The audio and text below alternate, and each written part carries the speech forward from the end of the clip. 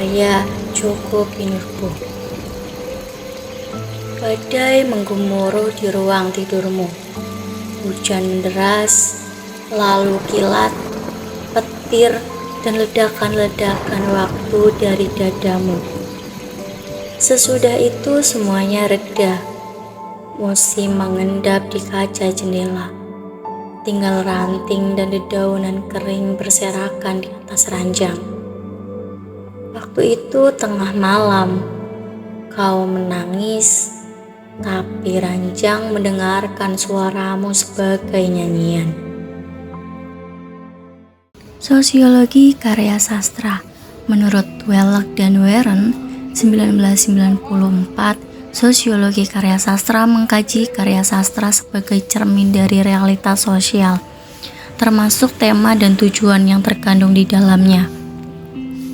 Puisi Tengah Malam karya Djoko Pinurbo adalah karya yang singkat namun padat, dengan gambaran dan makna yang dalam. Ini adalah puisi yang menggambarkan perasaan dan pengalaman pribadi dalam bahasa yang sederhana namun kuat. Puisi ini dibuka dengan gambaran sebuah badai yang menggema di ruang tidurmu. Ini adalah metafora yang digunakan untuk menggambarkan intensitas emosi atau perasaan yang luar biasa. Hujan, kilat, petir, dan ledakan-ledakan waktu adalah elemen-elemen badai yang menggambarkan bagaimana perasaan seseorang bisa menjadi sangat kuat dan mendalam.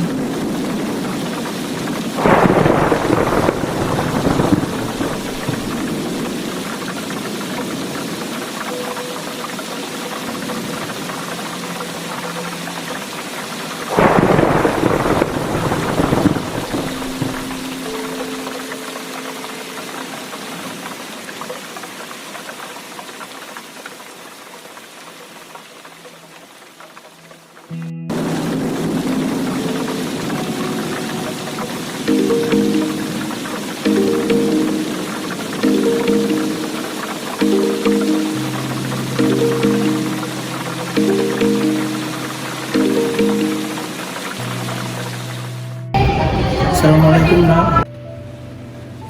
Waalaikumsalam, Pak. Maaf, Bapak nggak bisa turun uang sekarang. Iya, Pak.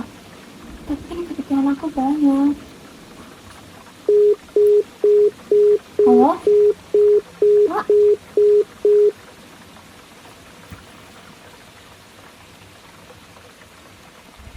Setelah badai, puisi ini beralih ke suasana yang lebih tenang dan hening.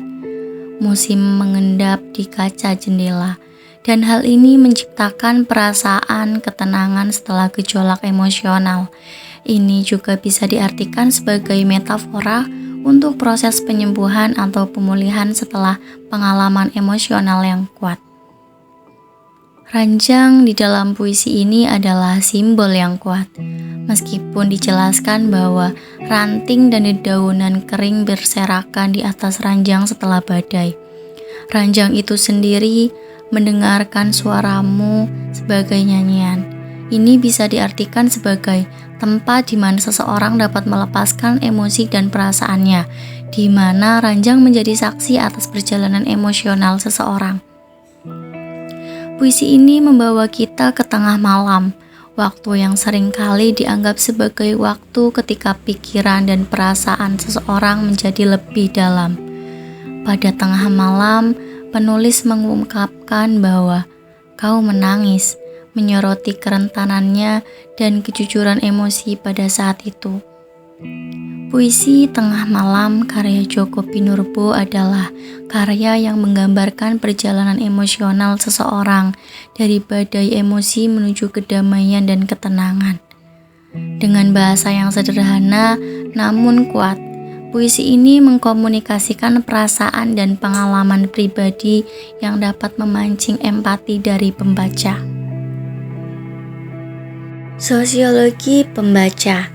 Menurut Dweck dan Warren, 1994, bahwa sosiologi pembaca adalah satu dari sekian model kajian sosiologi sastra yang fokus perhatiannya kepada hubungan antara karya sastra dengan pembaca. Puisi berjudul Tengah Malam karya Djoko Pinurbo ini menggunakan diksi-diksi yang sederhana, tetapi mampu menunjukkan makna yang mendalam.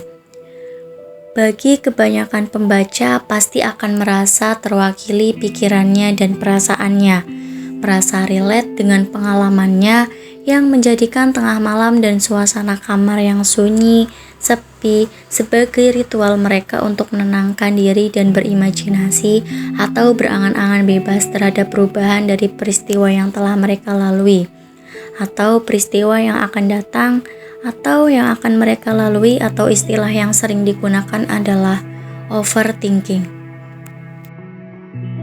Suasana atau psikologis yang dirasakan oleh pembaca ketika membaca puisi tersebut adalah ikut merasakan rasa takut dan cemas, apalagi bagaimana misalnya memikirkan bagaimana masa depannya, bagaimana ia bisa menjalani kehidupan ini yang penuh dengan halang rintangnya, dan bagaimana ia bisa bertahan di situasi yang sewaktu-waktu dapat menjatuhkan dirinya sendiri.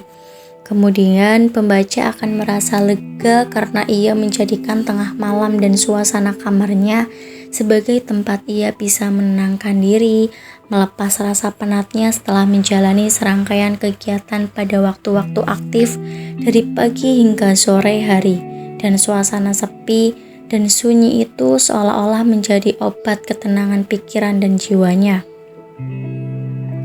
Menurut laman alodokter.com pun menyatakan bahwa banyak orang yang justru memiliki banyak pikiran, bahkan overthinking ketika menjelang tidur.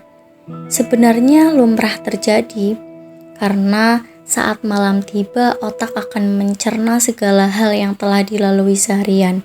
Karena itu semua seperti berputar dan berlari di kepala dan membuat sulit tidur. Amanat atau pesan dari puisi tersebut pasti tidak jauh-jauh dari bahwa sesulit apapun cobaan hidup kita harus tetap berusaha semangat untuk menjalani atau menyelesaikan masalah tersebut.